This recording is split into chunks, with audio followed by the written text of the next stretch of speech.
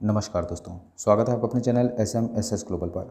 दोस्तों आज है 22 अक्टूबर 2020 और 22 अक्टूबर के करंट अफेयर के जितने भी महत्वपूर्ण क्वेश्चन बनेंगे सारे हम इस वीडियो में जानेंगे। तो चलिए शुरू करते हैं आज के करंट अफेयर के इस वीडियो को।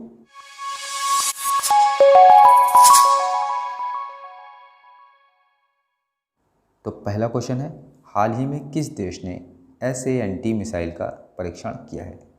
तो अभी भारत ने इस मिसाइल का परीक्षण किया है, ठीक है। तो इस क्वेश्चन का सी ऑप्शन सही है। तो भारत ने उड़ीसा तट की ITR यानी इंटीग्रेटेड टेस्ट रेंज से जो है स्वदेशी रूप से विकसित सैंट यानी स्टैंड ऑफ एंटी टैंक, इसका पूरा नाम है, तभी इस मिसाइल का परीक्षण किया है, ठीक है। और ये जो है अभी भारत का 1.5 महीने के अंदर ये 11वां मिसाइल परीक्षण है और ये वायु से सतह पर मार करने वाली मिसाइल है। कौन? SANT यानी सैंट। और इसे भारतीय वायुसेना के लिए DRDO द्वारा विकसित किया गया। DRDO यानी रक्षा अनुसंधान और विकास संगठन, ये DRDO के पूरा नाम है, ठीक है। DRDO की स्थापना हुई थी 1958 में और DRDO के जो प्रमुख हैं वर्तमान के, ये हैं G सतीश रेड्डी। इसका मुख्यालय है नई दिल्ली में। आगे बढ़ते हैं। हाल ही में भारत ने किस देश को नवंबर 2020 में आयोजित होने वाले अपने त्रिपक्षीय नौसेना अभ्यास मालाबार 2020 में भाग लेने का निमंत्रण दिया है?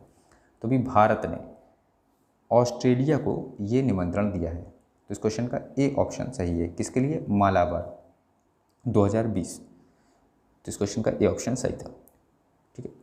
तो ये जो होने वाला बंगाल की खाड़ी और अरब सागर में ये आयोजित होने वाला त्रिपक्षीय नौसेना अभ्यास है। कौन सा? मालाबार 2020, ठीक है। और ये पहली बात, ये नॉन कॉन्टैक्ट एट सी की तर्ज पर आयोजित होगा, यानी समुद्र में संपर्क रहित, ठीक है। और इसका जो उद्देश्य है ये है समुद्री सुरक्षा क्षेत्र में सहयोग और सुरक्षा को बढ़ावा देना और प्रोत्साहित करना, इसका उद्देश्य है, ठीक है। अब बात यहाँ भारतीय नौसेना की हुई है, तो भारतीय नौसेना के जो ये प्रमुख हैं वर्तमान, ये हैं एडमिरल करमबीर सिंह, ठीक है। बात हुई है ऑस्ट्रेलिया की, तो ऑस्ट्रेलिया से जुड़े हुए जीके फैक्ट जानेंगे। तो ये रहा मैप में ऑस्ट्रेलिया, और ये हिंद महासागर और प्रशांत महासागर से घिरा हुआ है। यहाँ की राजधानी है कैनबरा और यहाँ का जो सबसे बड़ा शहर है ऑस्ट्रेलिया का, ये है सिडनी। यहाँ की मुद्रा है ऑस्ट्रेलियन डॉलर और ऑस्ट्रेलिया की जो सबसे लंबी नदी है ये है मर्रे नदी। ये 2508 किलोमीटर जो है ये लंबी नदी है। यहाँ सबसे ऊंचा शिखर की बात करें तो सबसे ऊंचा पर्वत शिखर है ये है माउंट कोजी अस्को। ये जो है 7310 फीट जो है ऊंचा है। अच्छा, इसके पड़ोसी देशों की बात करें तो इसके पड़ोसी देश हैं इंडोनेशिया, पूर्वी Timor, Papua New Guinea, Solomon द्वीप, वानुआतू और दक्षिण पूर्व में इसके न्यूजीलैंड स्थित है। यहाँ का जो राजकीय ये पक्षी है ये है एमू, राजकीय पशु है कंगारू, राजकीय पुष्प है गोल्ड बैटल। यहाँ का राष्ट्रीय दिवस या स्वतंत्रता दिवस मनाया जाता है 26 जनवरी को। हाल ही में किसने भारत सरकार के साथ महाराष्ट्र की सड़कें सुधारने के लिए $177 मिलियन का ऋण समझौता किया है? तो ये भारत सरकार के साथ जो है ADB यानी एशियाई डेवलपमेंट बैंक, इसने अभी भारत सरकार के साथ समझौता किया। तो इस क्वेश्चन का बी ऑप्शन सही है। तो इस उद्देश्य की जो परियोजना है, इसका उद्देश्य क्या है? तो राज्य के ग्रामीण क्षेत्रों और शहरी केंद्रों के बीच सड़क संपर्क को बेहतर बनाना और इससे ग्रामीण समुदायों की बाजार, रोजगार के अवसरों और सेवाओं तक पहुंच जो है इसमें आसान हो पाएगी। अच्छा, इस परियोजना के तहत 2 प्रमुख जिला सड़कें और 11 राज्य राजमार्ग यानी स्टेट हाईवे, ये 450 किलोमीटर की संयुक्त लंबाई के साथ महाराष्ट्र के 7 जिलों को 2 लेन मार्ग में अपग्रेड किया जाएगा। इसकी जो कुल लागत है ये है $255.99 मिलियन $। इस पूरी परियोजना का ये जो है लागत है। अच्छा, इसमें महाराष्ट्र सरकार जो है $78.99 मिलियन का योगदान करेगी और बाकी जो है ADB इसमें योगदान देगा। बात हुई है महाराष्ट्र की, तो महाराष्ट्र के वर्तमान मुख्यमंत्री हैं उद्धव ठाकरे, यहाँ के राज्यपाल हैं भगत सिंह कोश्यारी। ADB की बात करें यानी एशियाई विकास बैंक, तो इसके जो वर्तमान अध्यक्ष हैं ये है मात्सुगु असाकावा। इसका मुख्यालय है मांडलुंग फिलीपींस में। यहाँ की जो स्थापना हुई थी ADB की, ये हुई थी 19 दिसंबर 1966 को। आगे बढ़ते हैं। हाल ही में एलावेनिल वलारिवन ने इंटरनेशनल एयर राइफल चैंपियनशिप में गोल्ड मेडल जीता। ये किस देश की हैं? तो ये हैं भारत की। कौन? एलावेनिल वला रिवन, ये जो है भारत की हैं। इन्होंने अभी इंटरनेशनल एयर राइफल चैंपियनशिप में गोल्ड मेडल जीता है। तो इस क्वेश्चन का ए ऑप्शन भारत सही है। ये कार्यक्रम जो है बांग्लादेश शूटिंग स्पोर्ट्स फेडरेशन यानी BSSF द्वारा ये आयोजित किया गया था। इसमें जो है कुल 6 देशों ने हिस्सा लिया था। कौन कौन है? Bangladesh, Bharat, Japan, Korea, Indonesia और भूटान। बांग्लादेश के प्रधानमंत्री की बात करें तो वर्तमान प्रधानमंत्री हैं शेख हसीना। अच्छा, बांग्लादेश में अभी हाल ही में एक न्यूज़ आई थी कि बांग्लादेश ने दुष्कर्मियों के आरोपियों के लिए सीधे जो है मृत्युदंड के जो है सज़ा का प्रावधान भी किया है। आगे बढ़ते हैं। हाल ही में किसने महिलाओं की सुरक्षा के लिए सेफ सिटी प्रोजेक्ट का शुभारंभ किया है? तो अभी आनंदीबेन पटेल ने ये जो है प्रोजेक्ट का शुभारंभ किया है। कौन सा? Safe city project. तो इस क्वेश्चन का बी ऑप्शन सही है।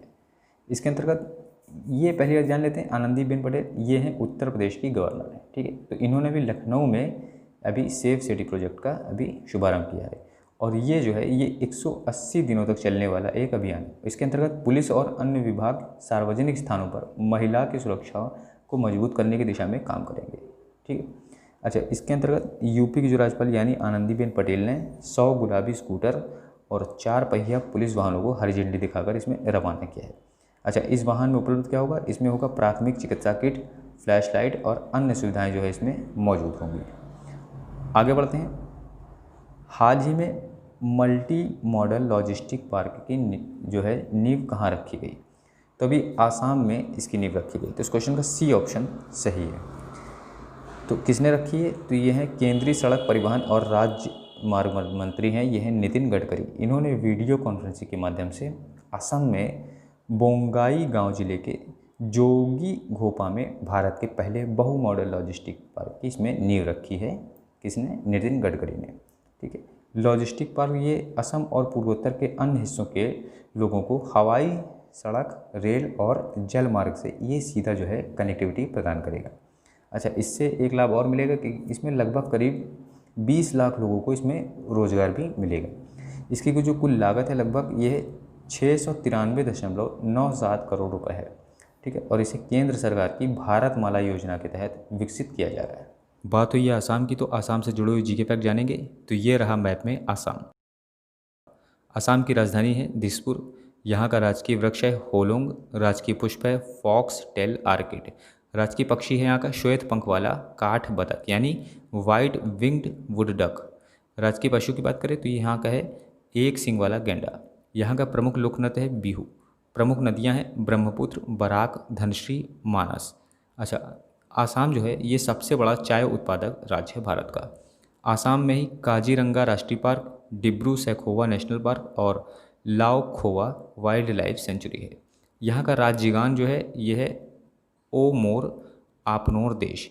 ये जो है आधिकारिक जो है गान घोषित हुआ था 18 नवंबर 2013 को और इसके जो रचयिता हैं इन्होंने लिखा किसने है? तो ये हैं लक्ष्मीनाथ बिज बरुआ, ठीक है। बात करें इसकी सीमाओं की, यानी आसाम की सीमाएं अरुणाचल प्रदेश, नागालैंड, मणिपुर, मिजोरम, मेघालय, त्रिपुरा और पश्चिम बंगाल से छूती हैं, ठीक है। अच्छा, यहीं पर विश्व की जो सबसे बड़ी नदी पर स्थित द्वीप है, कहाँ? विश्व का जो सबसे बड़ा जो नदी पर एक स्थित द्वीप है इसका नाम है माजुली द्वीप। ये आसाम में स्थित है और ये ब्रह्मपुत्र नदी पर स्थित है। आगे बढ़ते हैं। हाल ही में आई OECD international migration outlook report में भारत का कौन सा स्थान है? तो भारत का स्थान है दूसरा। तो इस क्वेश्चन का बी ऑप्शन दूसरा सही है। जानते इसके बारे में? तो भारत ने आर्थिक सहयोग और विकास संगठन यानी OECD देशों में जाने वाले प्रवासियों की संख्या और उन देशों की नागरिकता प्राप्त करने के मामले में दूसरी रैंक जो है हासिल की है। हालांकि जो पहला जो स्थान है ये जो है चीन का है। अच्छा, बात हुई है यहाँ OECD, तो इसके बारे में थोड़ा जान लेते हैं।